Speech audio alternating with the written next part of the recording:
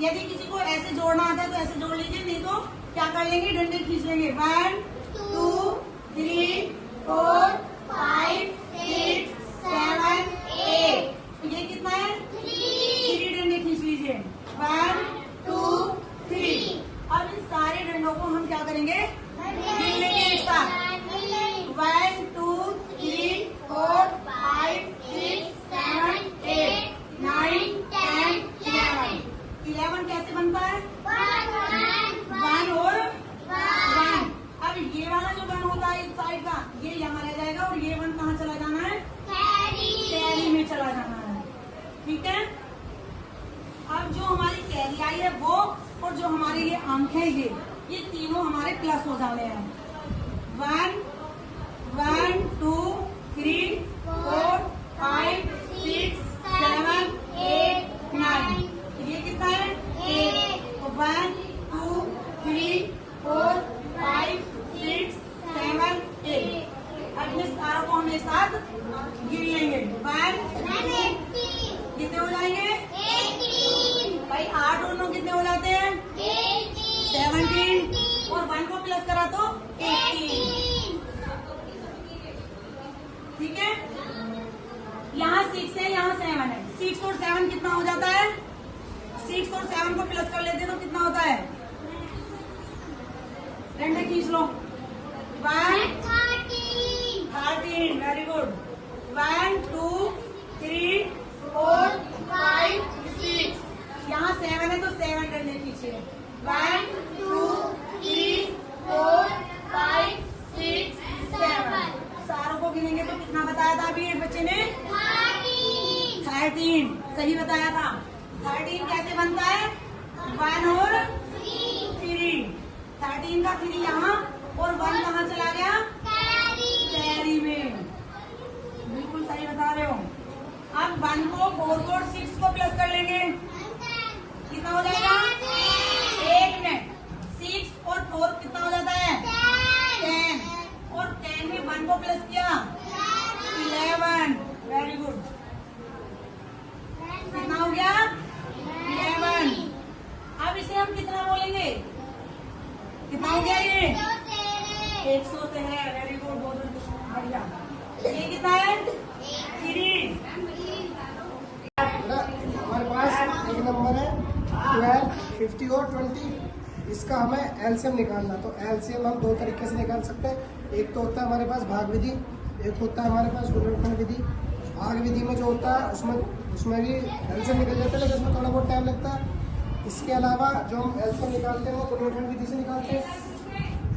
जब हम गुणनखंड विधि से इसका एलसीएम निकाल लेंगे तो सबसे पहले हम 2 से डिवाइड करेंगे। ऐसे 2 6 या 12, 50 ऐसे ही।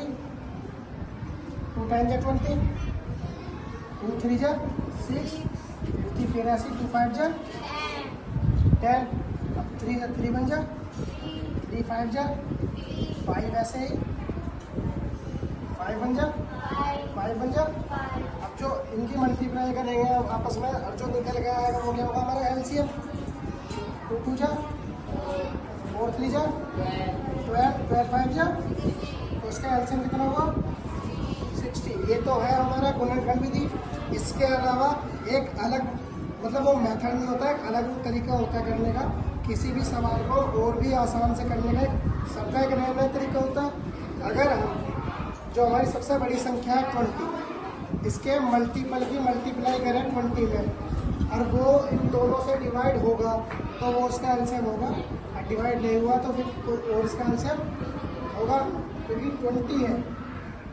20 का मल्टीपल मतलब कितनी बार मल्टीप्लाई होगी तो उसको हम डिनोट करेंगे n से। अपॉन में 12 इंटू 50। अगर हम n की वैल्यू 1 रखते हैं तो 20 है कम 20 ना तो 15 से डिवाइड होगा, ना ही 12 से। अगर हम n की वैल्यू 2 रखते हैं तो 20 दूनी 40, 40 ना तो 2 से होगा, ना ही 15 से। अगर हम n की वैल्यू 3 रखते हैं तो 20 दिया 60, 20 दिया 60, और में 12 इंटू 50। अब जो 60 है वो 12 से भी डिवाइड हो जाएगा और 50 से भी डिवाइड हो जाएगा। अगर दोनों नंबर, नीचे के दोनों नंबर ऊपर वाले नंबर को पूरा पूरा डिवाइड कर रहे हैं तो वो उसका एलसीएम होगा। जैसा दोनों ने 60 को पूरा पूरा डिवाइड कर दिया ना, 60 12 से भी डिवाइड होगा और 50 से भी, तो इसका एलसीएम कितना होगा 60। गुणनखंड विधि से आप जब कर सकते हो जब आपके पास पूरा टाइम है। अगर आपको सवाल जल्दी करना है तो आप ये मेथड भी यूज़ कर सकते हो, ये तरीका भी आप यूज़ कर सकते हो अगर आपको एलसीएम निकालना है। अगर आपको गुणनखंड विधि नहीं आती तो आप इस तरीके से सवाल को कर सकते हो। समझ में आया सभी बच्चों? इसके अलावा कोई भी अगर नंबर होगा तो सबसे बड़ी संख्या लेनी है। सबसे बड़ी संख्या के बाद जितनी बार उसकी मल्टीप्लाई होगी एम की वैल्यू कितनी करनी है, 1 2 3 4 5। टॉपिक है हमारा टेंस। ठीक, टेंस को हम एक तरह सेंटेंस भी बोलते हैं, लेकिन सेंटेंस कब बोलते हैं उसे? सेंटेंस तब बोलते हैं जब वो टेंस सीखने के बाद जो हम लिखते हैं पूरा कि वह जा रहा है वह जाता है, उसे सेंटेंस बोलते हैं। हमारा टेंस, टेंस है हमारे काल। काल 3 टाइप्स के होते हैं, जैसे प्रेजेंट, पास्ट और फ्यूचर। ठीक, प्रेजेंट, पास्ट और फ्यूचर, वर्तमान काल, भूतकाल और भविष्य काल। हम टेंस को यानी इस काल को समय भी बोलते हैं। ठीक, इस टेंस को 3 भागों में बांटा गया है, आपको पता है। ठीक, अब ध्यान दो, इसमें टेंस को 3 प्रकार से भागों को बांटा गया है। ये हमारा यही 3 वाला, अब इसमें से एक उठाएंगे, वो हमारा 4 टाइप्स के लिए उठाया है हमने। एक ही टेंस हमने 4 टाइप्स से उठाया है। ठीक, कौन सा? Present indefinite. इंडेफिनिट कौन सा होता है? सिंपल सेंटेंस, जिसे बोलते हैं हम लोग सिंपल सेंटेंस। ठीक, जो हमारा एक तरह से जो इस टाइम कर रहे हैं, यानी जो हम करते हैं डेली, एक रूटीन में करते हैं। तुम खाना खाते हो, रोज खाते हो, पानी पीते हो, रोज पीते हो, सोते उठते हो, रोज उठते हो, वो चीज़। कॉन्टिन्यूस क्या होता है? जो हमारा चल रहा होता है इस टाइम। अब तुम पढ़ रहे हो, अब इसके बाद नहीं पढ़ोगे थोड़ी देर बाद, तो ये तुम्हारा जो चल रहा है इस टाइम को बोलते हैं कॉन्टिन्यूस। ठीक, चलने वाले समय को क्या बोलते हैं? कॉन्टिन्यूस। परफेक्ट, परफेक्ट है तुमने पढ़ के हट गए, पढ़ लिया, मैंने पढ़ा के हट गई। ठीक, तो मैं क्या बोलूँगी? मैं पढ़ा चुकी हूँ, मतलब अभी अभी हटी हूँ पढ़ा के। ठीक, यानी पढ़ा चुकी थी, अगर थी आ गया या पढ़ा चुका था तो ये हो गया हमारा बहुत टाइम पहले का। जो जस्ट अभी कुछ सेकंड्स या कुछ मिनट्स के बीच में हटी हूँ तो हमारा प्रेजेंट परफेक्ट पे आ जाएगा। आगे आता है प्रेजेंट परफेक्ट कॉन्टिन्यूअस। वह पढ़ा चुका रहा होगा या पढ़ा चुका होगा। ठीक, मतलब उसने जो पढ़ाया है वो अभी करते करते ही वो कर लिया, तो वो आया हमारे प्रेजेंट परफेक्ट पे। ये होते हैं सेंटेंसेस होते हैं। कितने टाइप्स के होते हैं? 12।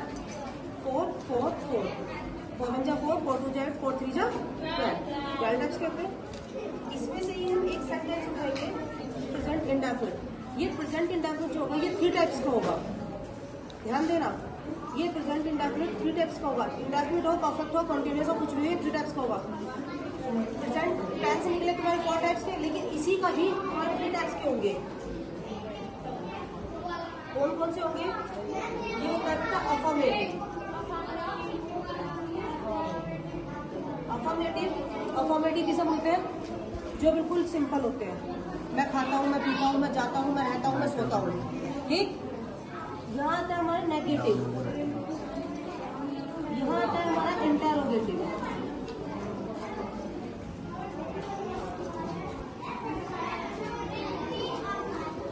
मतलब क्या है कि इसमें जो हमारा अफर्मेटिव होता है, इसमें हमारा कार्य करने का या होने के घटना का पता चलता है। इसमें क्या नेगेटिव में हमारी नकारात्मक चीजों का पता चलता है। इसमें क्या इंटेरोगेटिव में? इंटेरोगेटिव होता है जिसमें प्रश्न का पता चलता है कि हम प्रश्न कर रहे हैं। सेम यही चीज इसमें आती है। अफर्मेटिव यानी सिंपल सेंटेंस, अफर्मेटिव को दूसरा टाइप सिंपल सेंटेंस भी बोलते हैं हम लोग। ठीक, दूसरा होता है इसमें नेगेटिव, तीसरा होता है इसमें इंटेरोगेटिव। सेम यही चीज इसमें आती है, ध्यान देना। पर इन तीनों में अंतर क्या है? ये हमारा इस टाइम चल रहा है, ये जो हम कर चुके हैं। ठीक, जो हमारा निकल गया, ये वो चीज है। मतलब हमने खाना खा लिया था, वह खाना खा चुका है था।